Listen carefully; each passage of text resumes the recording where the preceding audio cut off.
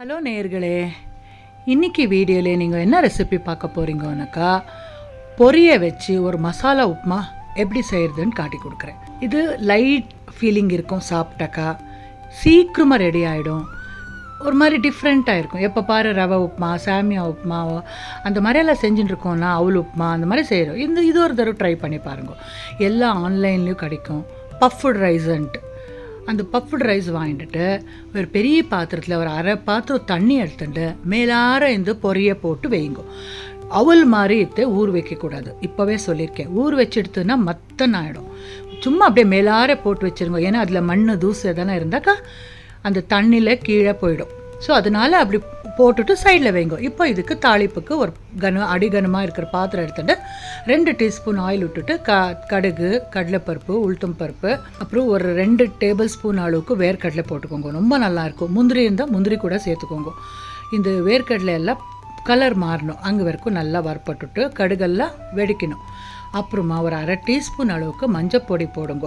அப்புறமா காரத்துக்கு ஏற்ற ஒரு 4-5 பச்சை மிளகாவை பொடியாக நெருக்கி சேர்த்துக்கோங்க. ஃப்ரெஷ்ஷாக இருக்கிற கருவேப்பிலை, 2 வெங்காயத்தை பொடியாக நெருக்கி சேர்த்துருக்கேன். தக்காளி சேர்த்துக்கோங்க, ரொம்ப நல்லா இருக்கும். இது ஃபஸ்ட்டு இந்த வெங்காயம்லாம் கண்ணாடி பதத்துக்கு வரணும். நல்லா வரப்பட்டான அப்புறமா தக்காளி சேர்த்துட்டு அது ஒரு ரவுண்டு நல்லா ஃப்ரை பண்ணுங்க.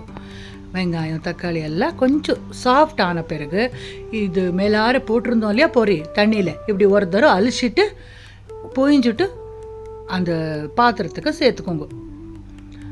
பாருங்க, வீடியோவில் தெரியுறது இல்லையா, அந்த மாதிரி தான் பண்ணணும். நீங்கள் ஊர் வச்சு எல்லாம் பண்ணக்கூடாது, இப்போவே சொல்லியிருக்கேன். சும்மா அப்படியே மேலார அழிச்சிட்டு அந்த மசாலாவுக்கு சேர்த்துக்கோ. இந்த மாதிரி இமீடியட்டாக ஃபாஸ்ட்டாக பண்ணணும். இல்லைன்னா அது தண்ணிக்குள்ளே போயிட்டு பொரியெல்லாம் ஒரு மாதிரி குழன்னு ஆகிடும். டக்கான் கையை ஆக்டிவாக எடுத்து போடணும். இது கர்நாடகாவில் மண்டக்கின்னு சொல்லுவாள். இது இந்த டிஷ் பேர். இது கூட காரமாக மிர்ச்சி, ஆனால் இந்த மிளகா பஜ்ஜி அத்தையும் கொடுக்குவா, ரொம்ப நல்லாயிருக்கும். ஆனால் நான் ஆனத்தினே அந்த மாதிரி பஜ்ஜி கிஜ்ஜி எல்லாம் பண்ண மாட்டேன். ஏன்னா கொஞ்சம் எங்கள் ஆற்றுல கொஞ்சம் ஹெல்த்து டிஷ்ஷு தான் சாப்பிட்றான். இந்த மாதிரி பஜ்ஜி அந்த மாதிரி ஆயிலில் பொறிஞ்சதெல்லாம் இப்போ ஸ்டாப் பண்ணிகிட்ருக்கோம், சாப்பிட்றதில்ல. அதனால தான். ஆனால் இதோட காம்பினேஷன் அதுதான், மிளகா பஜ்ஜி, மிர்ச்சி மண்டக்கின்னு சொல்லுவாங்க. வைத்து ஓகே, அது விடுங்க. இந்த மாதிரி பொரியை பிரேக்ஃபாஸ்ட்டுக்கு பண்ணி சாப்பிடுங்க. இது நல்லா கிளறி விடுங்க. அப்புறம் ஃப்ரெஷ்ஷாக இருக்க மல்லித்தழை சேர்த்துக்கோங்க, ரொம்ப சூப்பராக வரும். எல்லாம் நல்லா ஃப்ரை பண்ணிவிட்டு அனக்கா கிளறிட்டு சுட தட்டுக்கு போட்டு சர்வ் பண்ணுங்க. எவ்வளோ டேஸ்டியாக இருக்கும் தெரியுமா? எவ்வளோ சாப்பிட்டாலும் உங்களுக்கு இது ஹெவி ஃபீலிங் வராது.